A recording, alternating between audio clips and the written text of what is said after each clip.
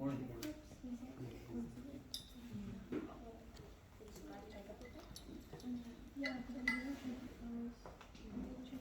They did throw a flash at you.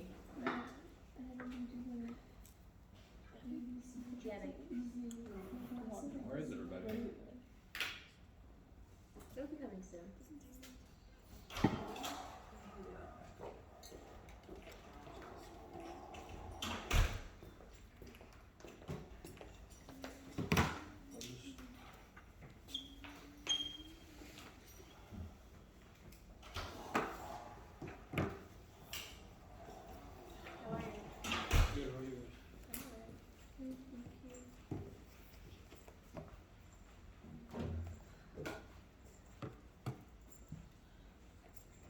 So, we're going to do the review today.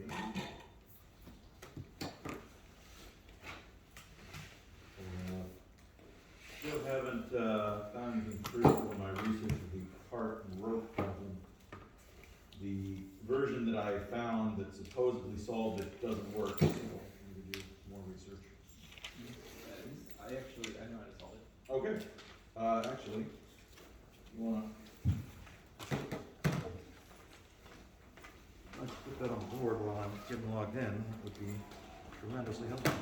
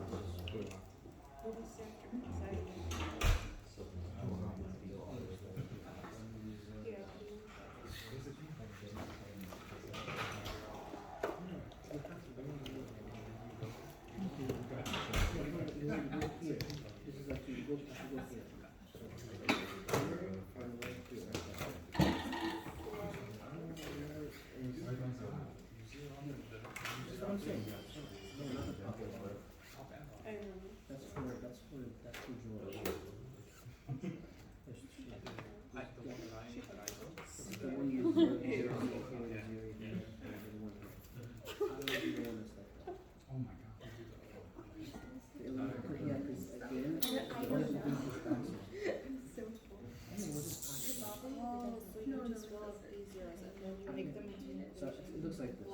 It seems like I make this zero, make this zero, I make this one, make this zero. Eventually this is gonna be something, this is gonna be something, and you just pass it.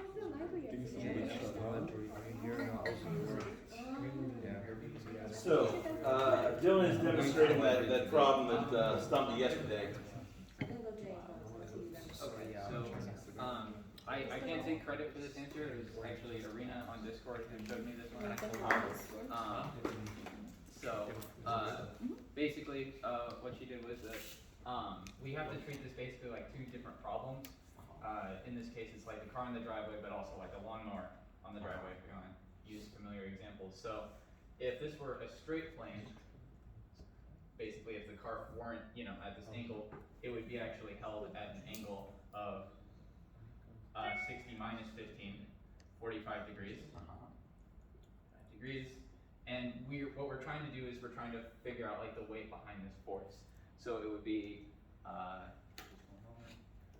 we'll say that I guess the force in this case is like F, because we don't know it, times the cosine of 45. And it's equal because it's held in place to the cart's weight in my problem was 90 pounds. Yes, so 90. The weight of the cart varies from person to person, so you'll need to use your own number for this one. So then I have to use a calculator really quick. Right. So See, that's basically the same as something that I found online, but the one that I found didn't work. So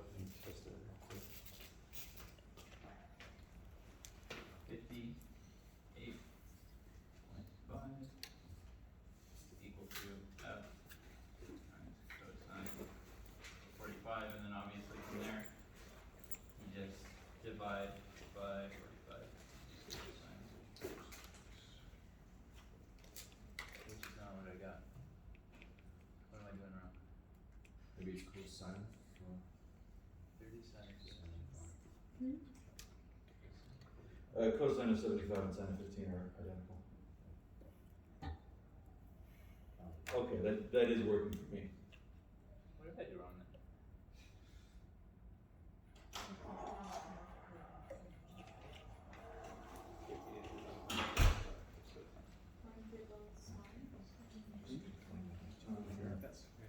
But it's working for you. Yes.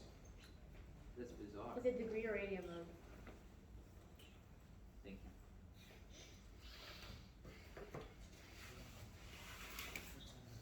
The real question is, how many of you are going to get tripped up by that on the test tomorrow?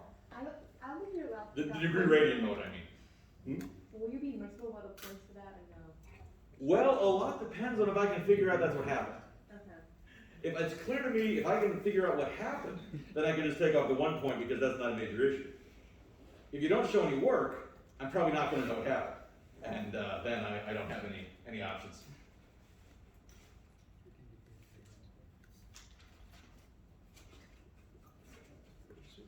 That's the final. Okay, For so, that part? Yeah. so that's going to work for the homework problem. I'm certainly not going to put this on a test because I'm still not satisfied with my ability to explain this. So that's not going on the test, but that'll at least get you the homework problem. I mean, it kind of makes sense. Because the way I imagine it is the two problems that we're familiar with being broken up, you know, they're the same. Sure. And so there's the guy holding the lawnmower, but he's not moving anywhere, so he's just holding it in place. It's just that force at that angle compared to the downward force on the driveway, so like the car, you know. So they're equal, we just have to find the missing variable. Yeah, and I mean, that'll get me the result, but like I said, I'm not completely satisfied that I can explain the mechanics behind it. So definitely will not see a problem like this on the test, but this way you can get the point problem. So next up is going to be the review. So cosine is a horizontal comparison. Make sure you take a picture of this so you have it for your notes. And sine is the closest going down the driveway. Yeah.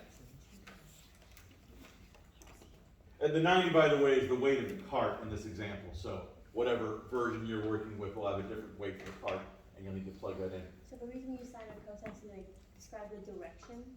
If it's like left to right or up to down, pretty much. Pretty much. The sine of 15 is because that's the force against the, well, if we decompose it,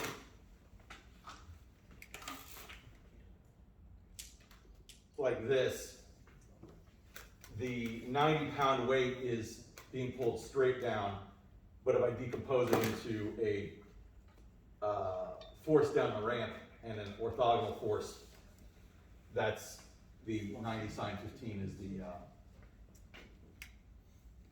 the force against the ramp. Like I said, I'm not completely confident I might be able to explain that, so that's why it's not going to go on the test. On the second and third. From here to here? No, from second to the. From here to here? Yeah. Oh, well, F is the force that we're looking for. This is just a matter of algebra. You can solve for F by dividing both sides by cosine of 45 degrees.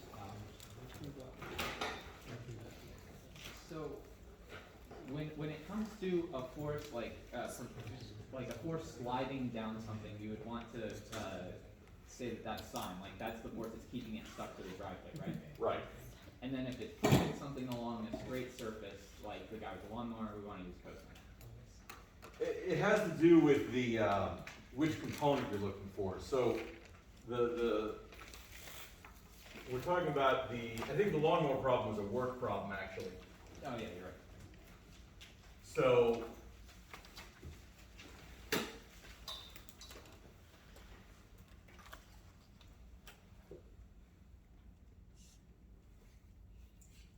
lawnmower has a long handle for whatever reason.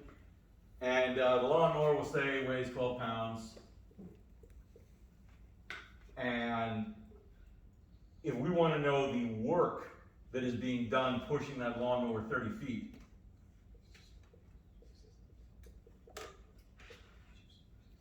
work is the dot product of force times displacement. So while the force that is pushing the lawnmower is 12 pounds, the horizontal component of that doesn't matter, because the gravity is the only thing you have to do the work against. So when we decompose this force vector into its vertical and horizontal components, it's going to have a vertical component of, well, horizontal component first of 12 cosine 30 degrees.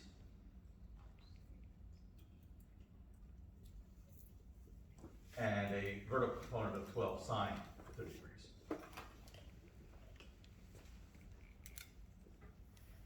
That's the force vector. The displacement vector is just 30 feet along the horizontal. So I'm going to take the dot product of that with 30I plus 0J. So the reason that the cosine is used is because the sine is going to get, the sine term is going to get multiplied by the 0 and disappear. So if, say the lawn was like a more, what do you call it, like a diagonal? If the lawn wasn't level, then we would have to worry about how gravity was going to be distributed, so to speak, horizontally and vertically, as it was either rolling down the lawn or pushing up the lawn. Again, a more complicated scenario that I'm not going to put on the test. So. All right, so let's talk about the review, since that's stuff that will be on the test tomorrow. Do you want anything like that? Oh, certainly not. This should be calculated and expressed in foot pounds. Just to double check, it would be 311.8, right? Well, let's see. The cosine of 30 degrees is about root 3 over 2. So 12 times 30 is 360 times root 3 over 2. Yeah, it's about 311. 311 foot pounds. Foot pounds because the force is in pounds and displacement is in feet. Pounds times feet, foot pounds. But there's an example similar to that on the review, so we'll get to that as well. Do you have office hours today, Professor?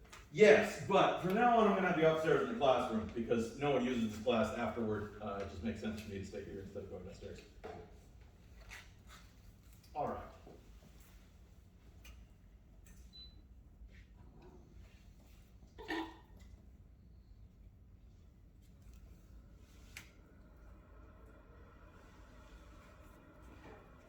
So we're going to start off with some vector stuff. You need to be familiar with vector operations, and most of the vector operations aren't terribly difficult. I think they're probably pretty well taken care of on this portion of the test. So, in 1A, when we're asked for the magnitude of vector u plus vector v,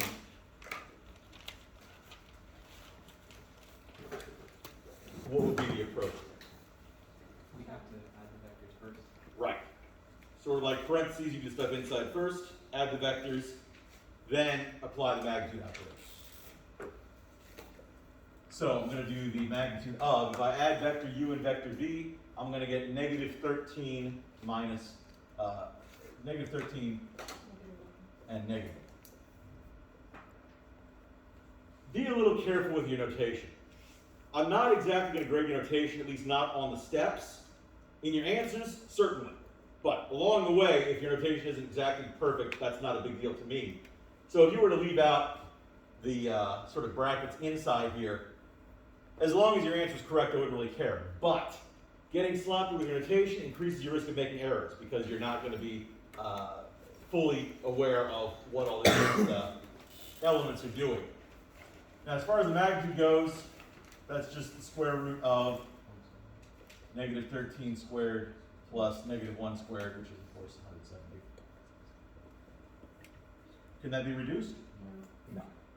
170 is 17 times 5 times 2. They're all prime. That's the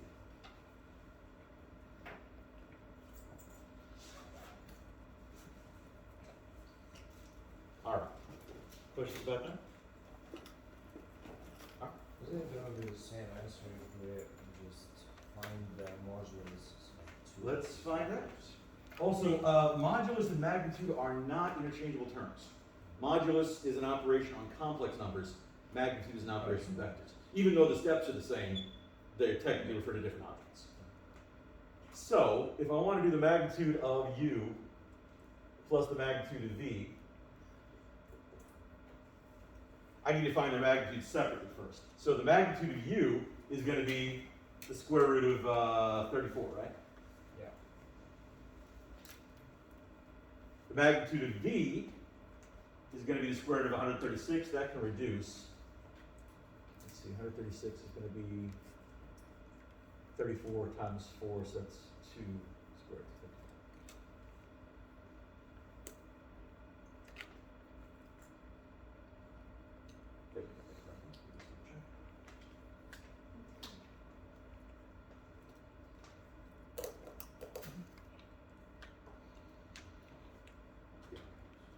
So that simplifies nicely to 3 square roots of 34. So, to your question, Art, are they the same?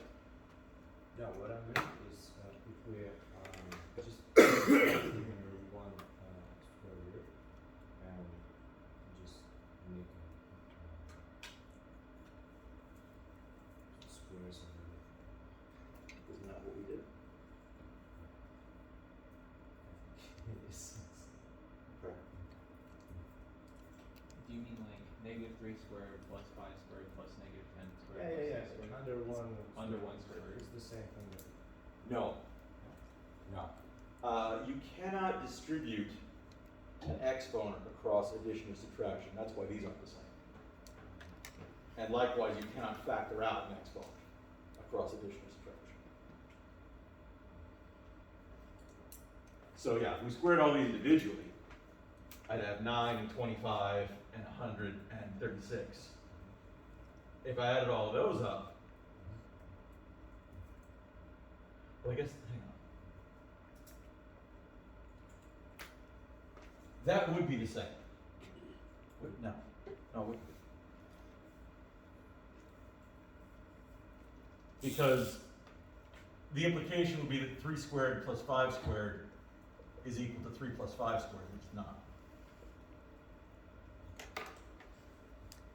Or that 3 squared plus 10 squared was equal to 3 plus 10 squared, also not true. Like I'm saying, the operations of exponents and addition, they don't interact that way. They have to be preserved in the order that they are. There's no way to accommodate. Wouldn't C just be one? Wouldn't C just be one? C. If I add vectors u, v, and w, 1 cannot possibly be the answer. Oh, 0 those. 0 technically cannot be the answer either. Because 0 is not a vector.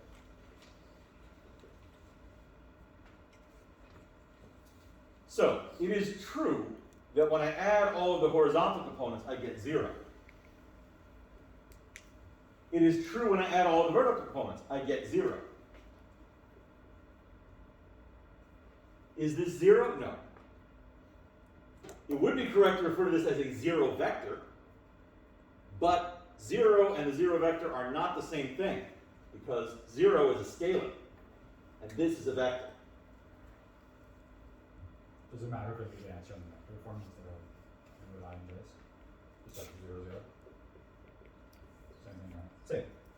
Those are interchangeable. So what the fuck is that, like, if all of vectors, like, came together and they neutralize each other, pretty much? That indicates a static situation. Would this be what that percent situation? Yeah, if these 3 vectors were force vectors upon the same object, the object is stationary, because the forces will cancel each other out.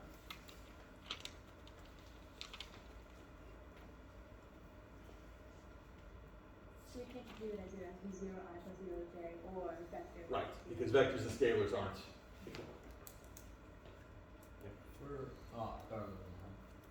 I thought it was moving on. I think we probably can. Anybody have any questions about A, B, or C before we move on? No? Okay. What were you going to Was it? So I was looking through trying to find how to figure out if they're orthogonal or not. But what I found was that if you, I'm not sure if it's right, but when you the dot product Yeah. equals if it equals 0, then it's out. That's the test. So I looked that up. I couldn't find any photos. Yeah, well, the cosine of the angle between two vectors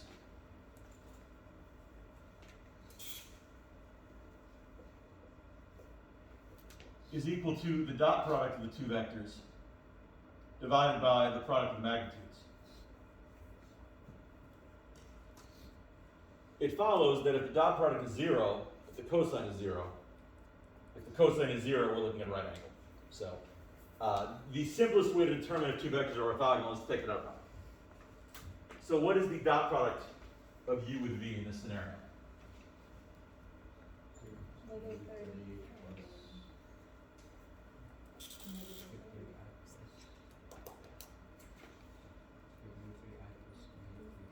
No, 30.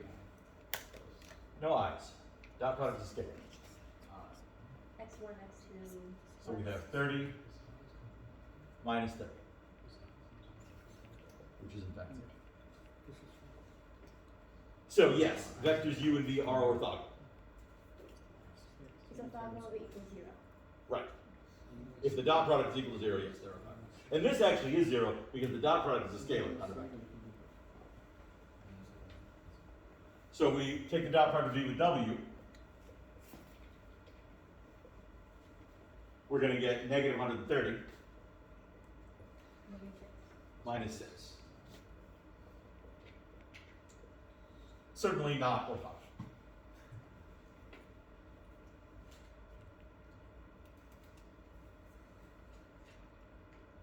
If you graph vector u and v, you'll see that they form a right angle. And of course, if you graph vector v and w, you'll see that they don't form a right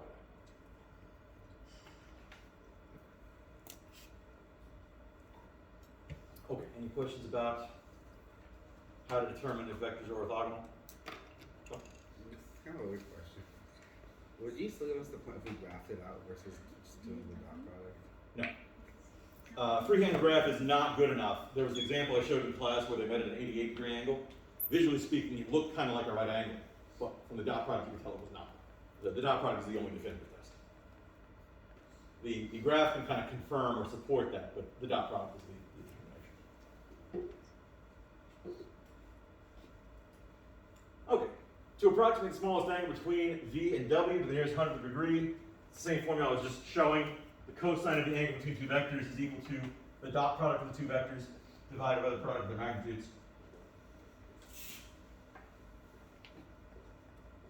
So in this case, it'll be v and w. We know it's not 0 because, or it's not 90 degrees because we know they were not orthogonal. And I can use the dot product from the other side of the board. It's the same as it was then. So the top is going to be negative 136. The bottom, well, the magnitude of v, we figured out was 2 squared root of 34.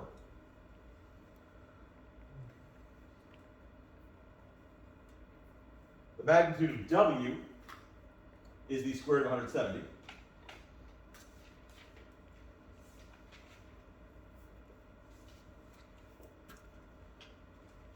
So if I take the inverse cosine of all of that, thankfully, inverse cosine is defined from quadrants 1 and 2, which is exactly what we need here. So if I take the inverse cosine of negative 136 divided by 2 square roots of 34 times square root of 170.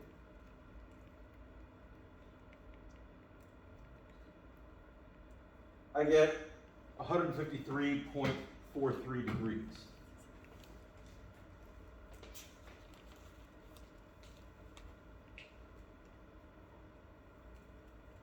It makes sense that it would be an obtuse angle because the cosine was negative. Cosine is going to be negative over in quadrant 2, so we are looking at an obtuse angle for sure.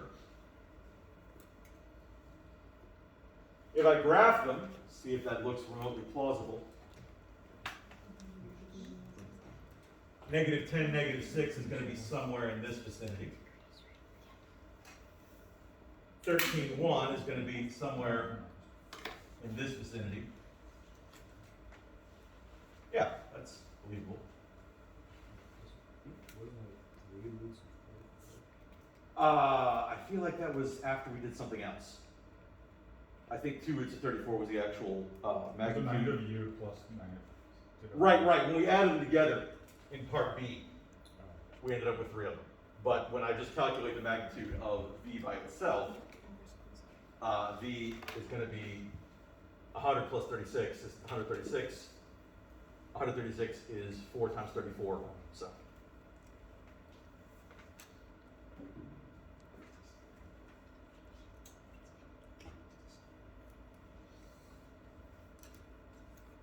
So as long as you have this formula, and especially if I'm looking for an approximate angle, this isn't any big deal, you just need a calculator.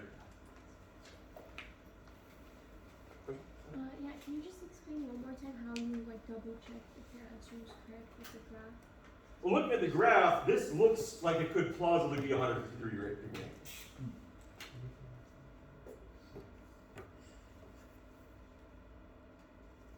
A fairly broad angle, obtuse, it makes sense. Downwards, whenever you're drawing it. Oh, well, this is just vector V right here. Oh, we're grabbing the vectors wrong. Yeah. We're gonna finish off.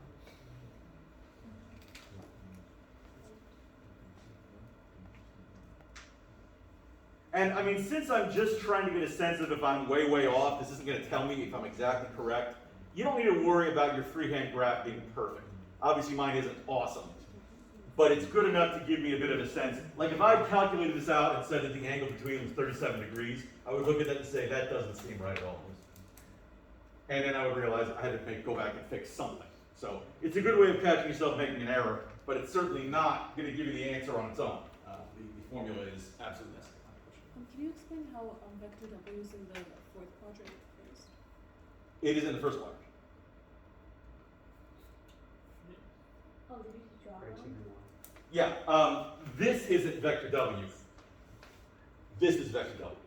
That's the axis, that's why. Yeah, this is the x-axis right here. Oh, okay. Wait, what? He drew the W vector as like, since that the x-axis. It's very close because the W vector is 13.1, so it's a very flat vector. Yeah. It's just that the x-axis kind of angles more than the actual. Yeah, well, that's the downside of freehand graph. When you're graphing vectors, my habit is I don't cap the axes with arrows because that would make them look like vectors.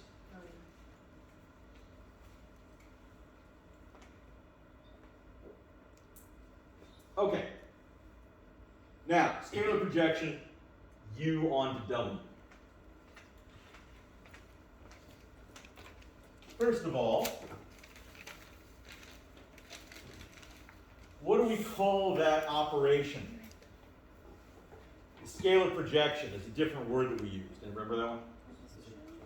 The component. The component is the scalar projection.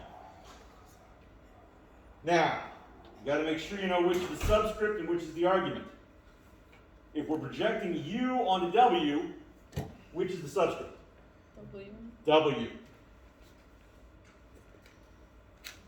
U is the vector we're projecting. So what we're going to do is take the dot product of vector U with a unit vector in the direction W.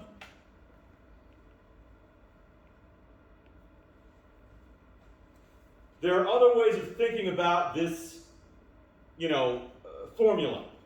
So this isn't exactly identical to the way it was presented in the textbook, I don't think, but that's okay. The way it's presented in the textbook is also correct. This I find easier to remember, but if you haven't written that in your note card, it doesn't matter, you don't have to remember it. So whatever you put in your note card is fine. But in terms of the procedure, it's the same. Vector U is vector -3,5.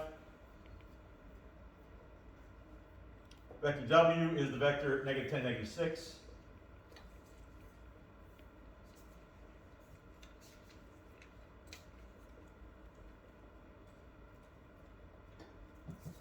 The magnitude of vector W is still 2 squared root of 34.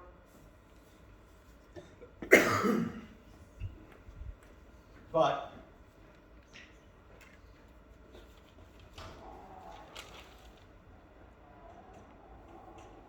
what's going to happen here?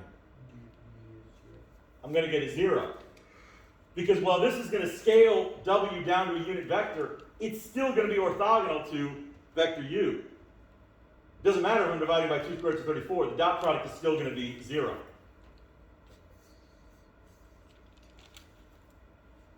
So the reason why vector U has no component effectively in the direction of W is because they were orthogonal. If I graph them real quick, Professor? Hmm? Why did you use vector V for the... what was that? Isn't that? Is it supposed to be vector W? Oh yeah, I was looking at H. My mistake. That changed things.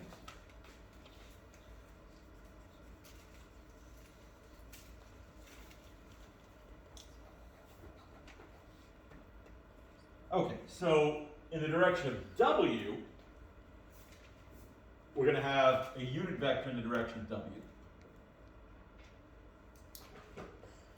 W is 13,1.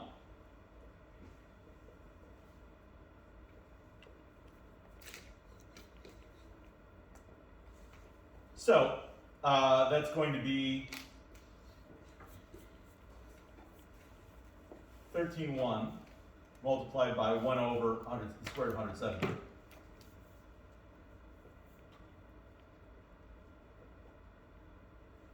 Now here's the thing. Scalar multiplication and the dot product, those are commutative.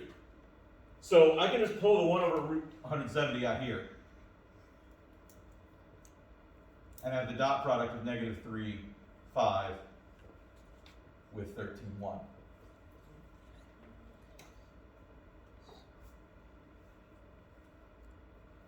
The dot product is going to be, let's see, negative 39 plus 5 is negative 34. So it's going to be negative 34 over the square root of 170.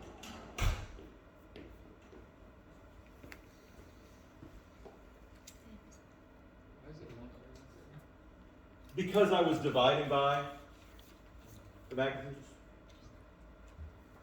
Of course, I shouldn't leave it like that. This should be negative 34 root 170 over 170.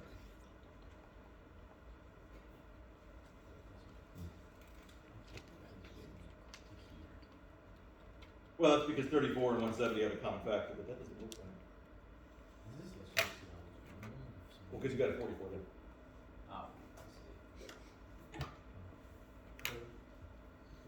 So what you did was you separated the 1 over rad 170 with the 13,1, so you can do the dot product with that. Exactly.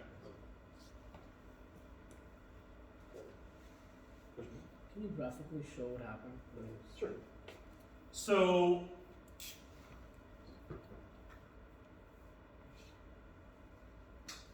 vector U is negative 3, 5, somewhere around here.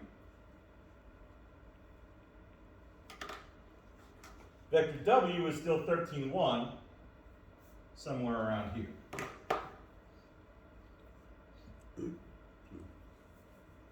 So what I'm saying is, if I created a vector that was, if I decompose this into a right triangle, I would have to do it by extending W in the opposite direction. This is why the component is negative.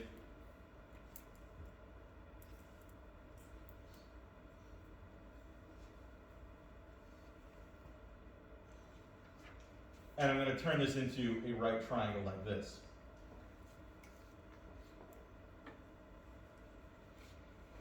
This is the length of that distance right there.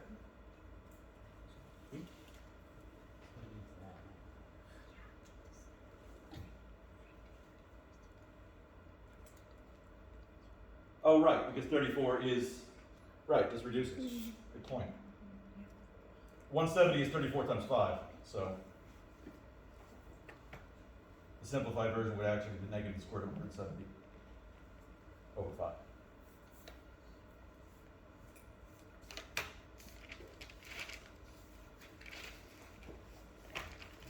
Professor, on the test list, will you let us know if we need to approximate it or leave it in the exact form? If I don't describe how to approximate, you should always assume exact values. Okay. So like how in F, I said near 100th degree, that's how you know to approximate. Otherwise, keep everything exact. Okay.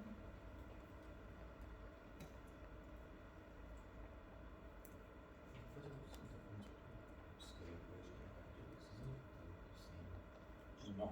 Scalar projection is scalar. Vector projection is vector. Yeah. The vector projection is the vector. It's like the shadow that one vector casts on another vector. The scalar component is just the magnitude of that vector. The vector component is the direction as well. So, this next one I'm going to do the graph first. It'll help explain why this is going to go a little weird. If I graph u, I'm going to have negative 3, 5, somewhere about here.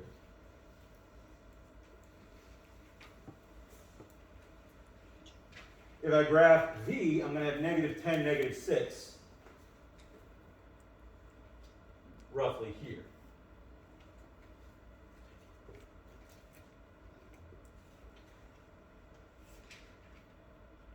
So, if I drop an altitude from the terminal point of view onto v, if I make a vector from the terminal point of view toward v that's perpendicular to v, it's just going to be vector u.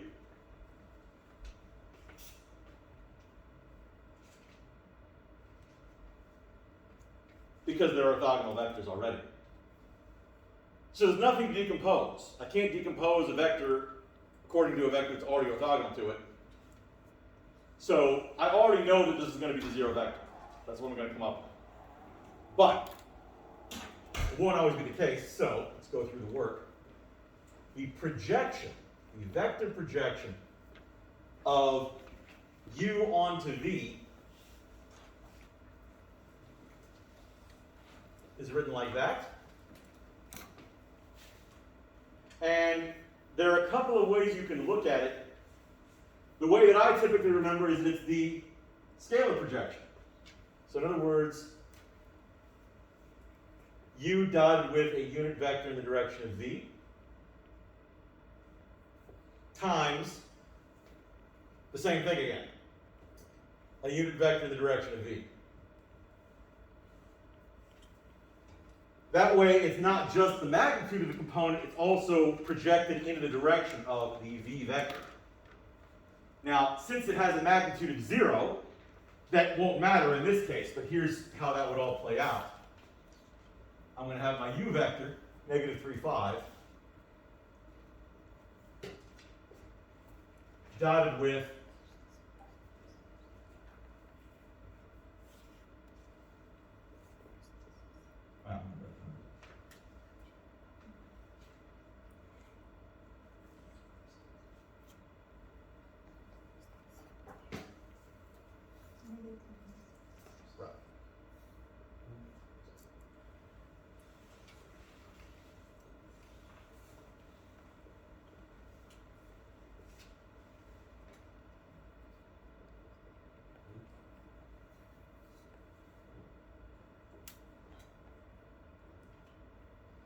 So, the question that would naturally arise, which multiplication do I do first? Do I do the dot product first or do I do the scalar multiplication? Well, these are actually both dot products currently. Here's another reason why the dot is used, is because they do kind of work out either way. My habit is going to be to do this first.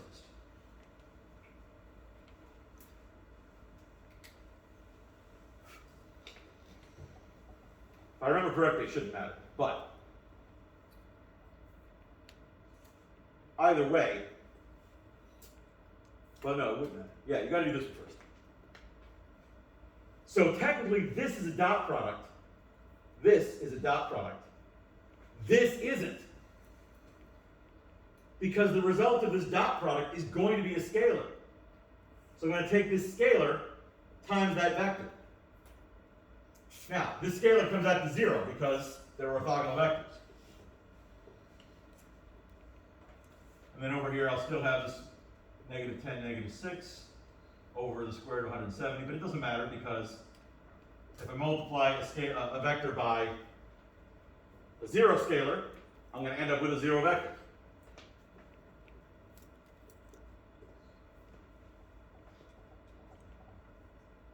It doesn't matter what the horizontal and vertical components of that vector are.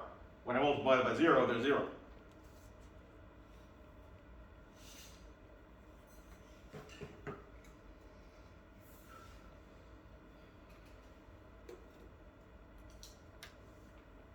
Okay, any questions about that? How did you get the square root of 170 in the denominator?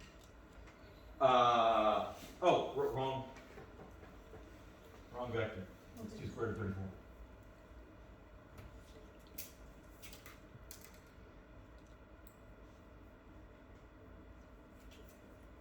And we can think of those whenever a vector is in a rational form. We can also think of it as that vector times 1 over 2 raised to 34. Yes, exactly. Because when I say a vector being divided by something, it's really just the vector being multiplied by the reciprocal of that thing. Technically speaking, the operation of a vector divided by a scalar isn't defined. So we write it that way as shorthand, but technically we're actually multiplying the vector negative 10, negative 6 by the scalar 1 over 2 squared.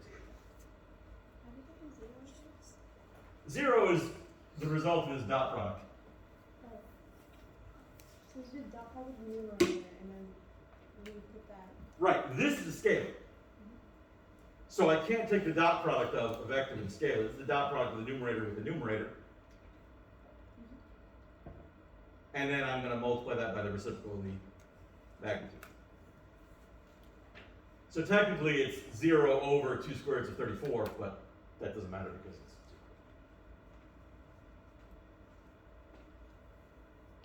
0. Now that is only a 0 because u and v happen to be orthogonal vectors. That won't typically be the case. So you would still need to work it all out, but this is the form.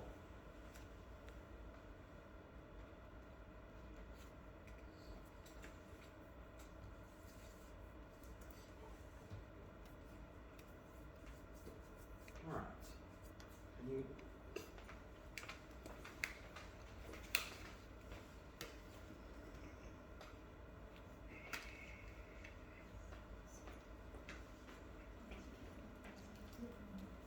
Any questions about number 1? So how can we write this? So the scalar projection of u onto v is a component of u onto v. Like we Those write are it, interchangeable terms. we write it as a scalar form when it's a component, but a vector form when it's a projectant. Because the component is a scalar. Okay. The component is just the magnitude of the vector projection. Oh.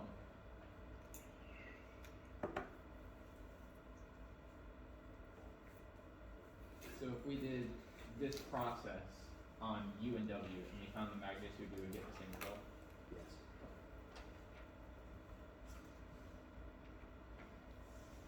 Because the way the vector projection works is it finds the magnitude first and then multiplies that by a unit vector in the direction of the subscript.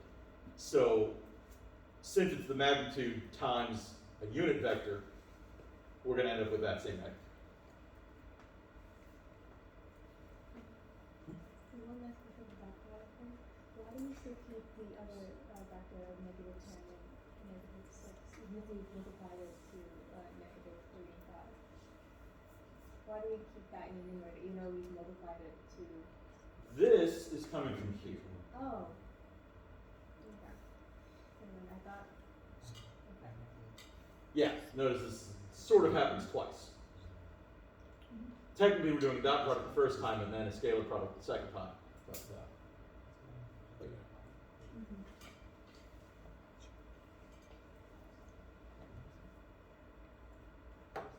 Good. Any questions about number 1? All right. So number 2, car on the driveway.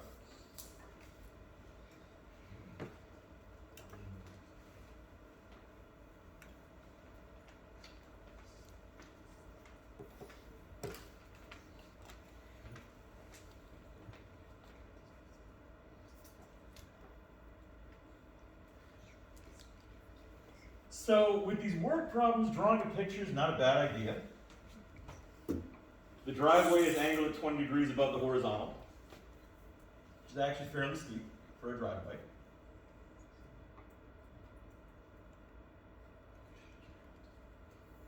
And we've got this car.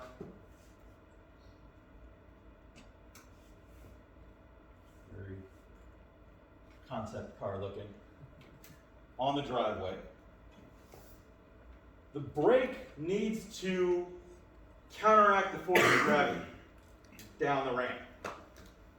So, I'm going to compute the amount of force that the car is being dragged down the ramp with.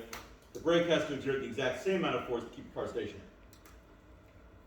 So, it's just a matter of decomposing the gravity vector. So we'll have, force against the ramp and force down the ramp. The gravity vector is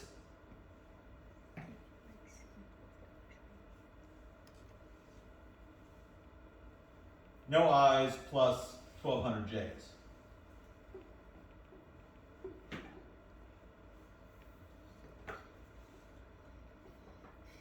Except gravity, of course, is typically defined as negatives. The pluses and minuses don't matter all that much. I'm not really concerned about whether the force that the brake applies is technically positive or negative. I'm really just looking for the magnitude, so it's all positive anyway. So basically, it's going to be the vector, not the scalar projection of gravity onto the driveway. So in practice, it's just going to be the weight of the car times the cosine of the angle of incidence.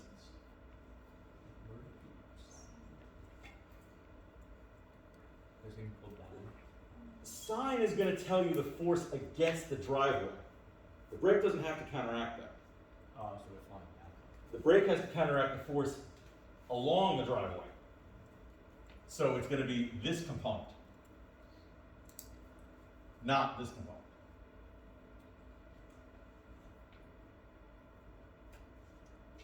Just to be clear, so that vector that's pushing downwards on the right towards the driveway would be, in this case, 1200 times sine of... Yes, okay. that's the force that the car is pushing into the driveway with. The driveway can probably withstand way, way more force than that. It's made out of, pavement or whatever.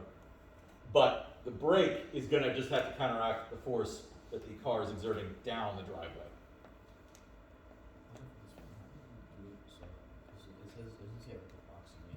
Right. Which means that would be the answer.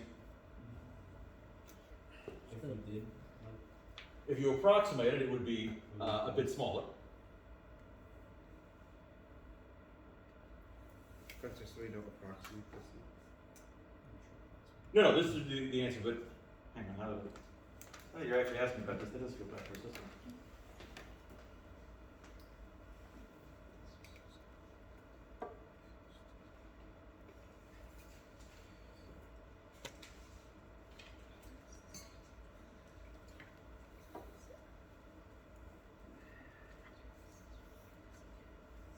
Yeah, it should be some.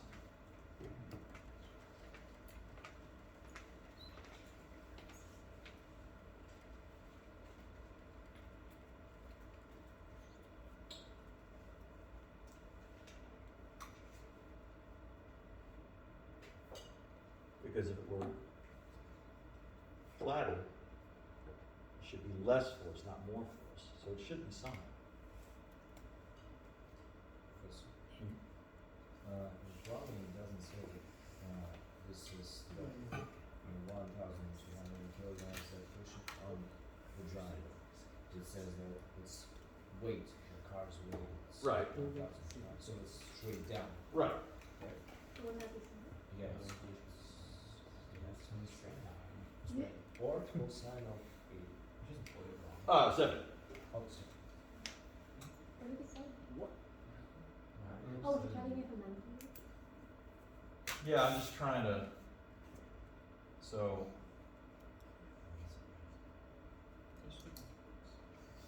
That's a 1200.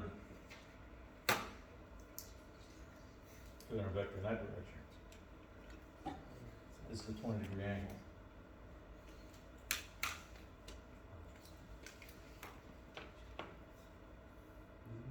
So the cosine would be going straight, so it'd be the angle above, not 20, right?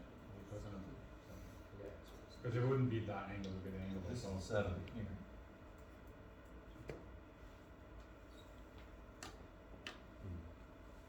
Somehow my visualization in my head isn't working, but it should be the sine of 20, but it's definitely correct. Otherwise, the number comes out wrong.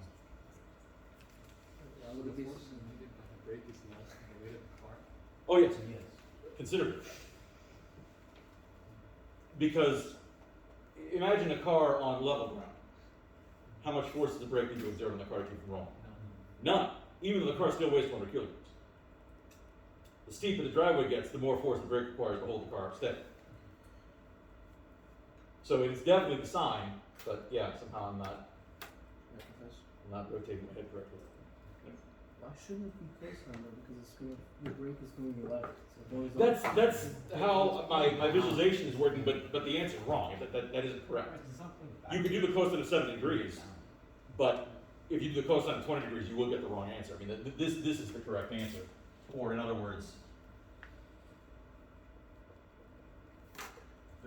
either one of those is correct.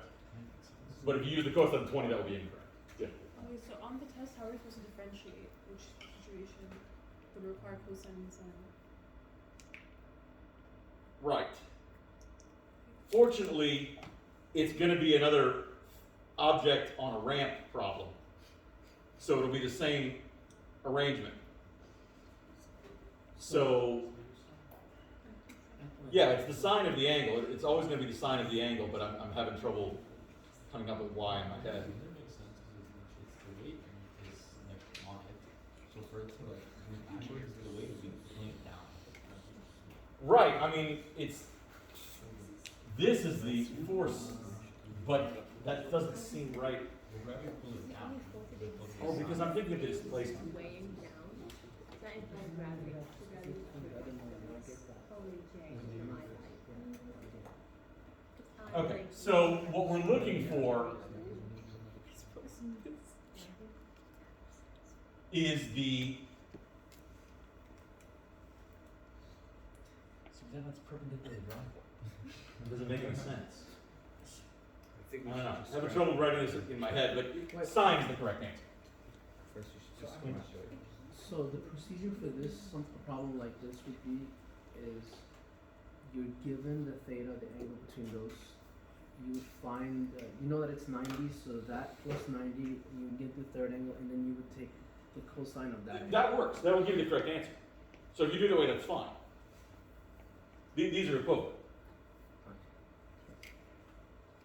So is it safe to say that any question that has like an object falling down a ramp, we just use sine? Yes, that's the thing. Is that you can definitely set it up that way. I just I'm not putting it together in my head correctly. But this is the correct answer. I mean, in a way, it kind of makes sense. It's going up, a ramp that has a 20-degree incline, and we're measuring, what's stopping it from rolling downwards. It's going down the ramp, so. This just feels backwards in my It head. doesn't feel right. Because we're not measuring. Right, the brake doesn't need to worry about that because it can't go into the driveway. The driveway prevents that. The use of brake is really bad. Not the brake will keep the wheels from moving. So this is gonna be on the test, right? Not a force to stop it. Yes, a problem similar to this will be on the test. This is the way to answer. We're not. Take the mass of the object and multiply it by the sine of the angle that the ramp makes. Question of this? Couldn't we find the force that we need to prevent the car from falling downwards, and then find another force from falling backwards or this way, and then add them together to get one force? Or is that not possible? Yeah, but if you add these two forces together, it's just going to be negative 1200 J. That's not what we're looking for. I'm not talking about the weight of the car, I'm talking about the brake, finding the force. But without the weight of the car, you have no idea how much force the brake makes.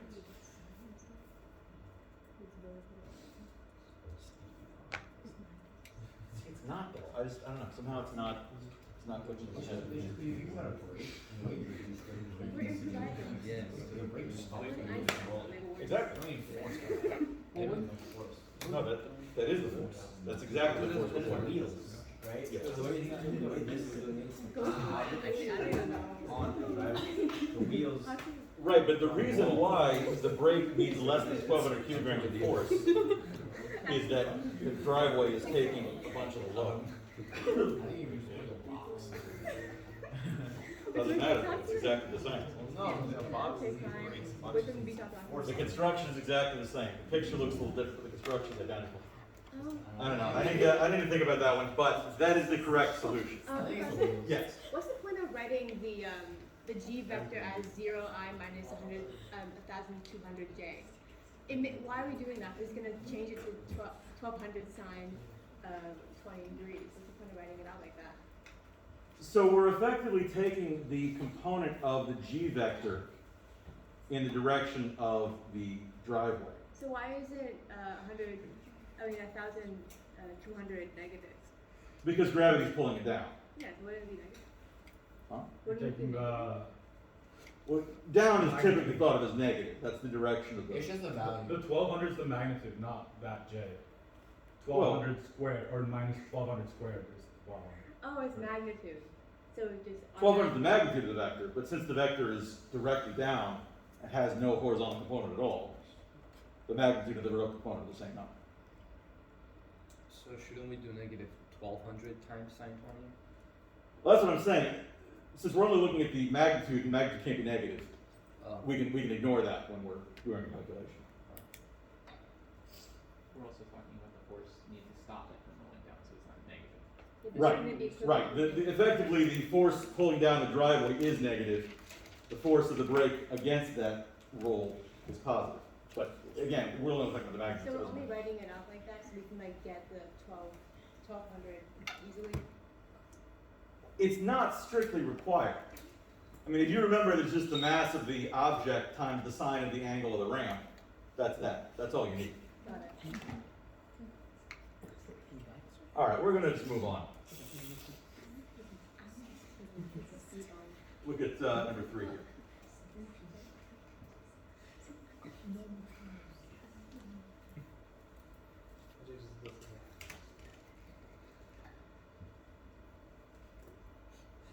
So if the car is being driven up the ramp, what we're going to need to do is find the work being done. Work is equal to force dot product with displacement. So, the force that we're concerned with is the force of gravity. And here's why it's relevant to call that 0, negative 1200. Well, the work is pushing against that, so we'll call that 1200 here, since the car is driving upward. And then I'll take the dot product of that with the course up the ramp. Going up the ramp is going to have a horizontal component of 20 meters times the cosine of 20 degrees, and a vertical component of 20 meters times the sine of 20 degrees.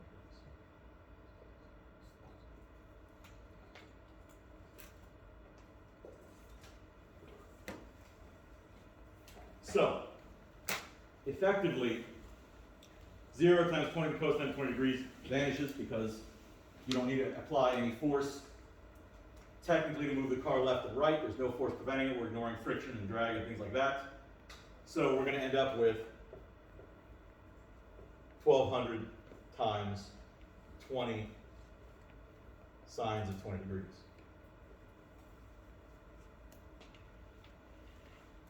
Not coincidentally, it's basically the force required to push up the driveway multiplied by the distance traveled. So this would be 24,000 times the sine of 20 degrees. And it would be in kilogram meters.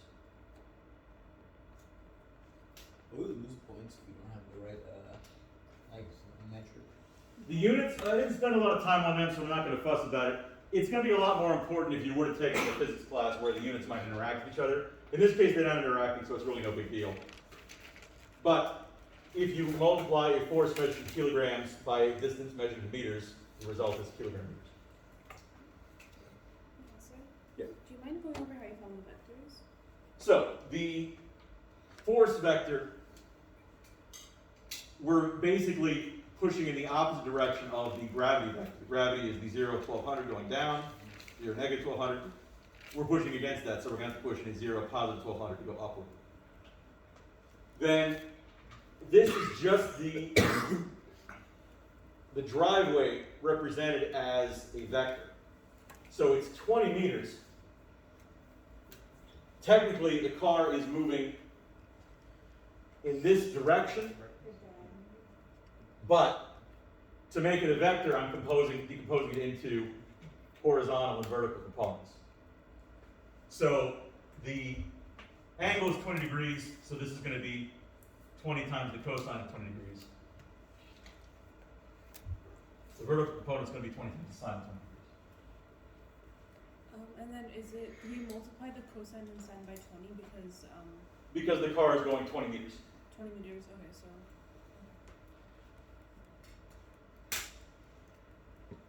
I probably should have made that 30 meters just so you wouldn't get the 20s mixed up. But the 20 out in front is the distance the car is driving. The 20 degrees in here is the angle of the drive.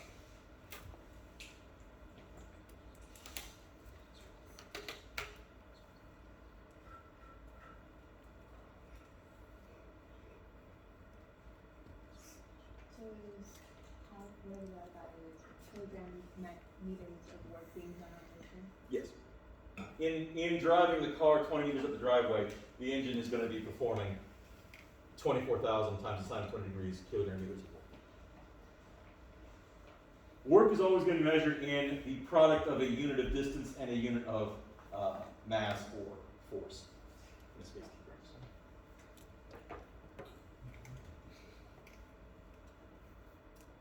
kilograms. Okay. Questions about that?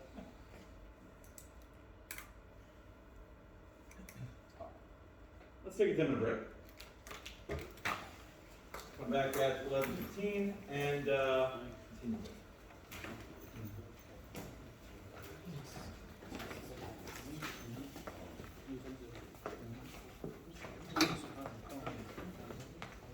On break, Sean. Be back in a minute.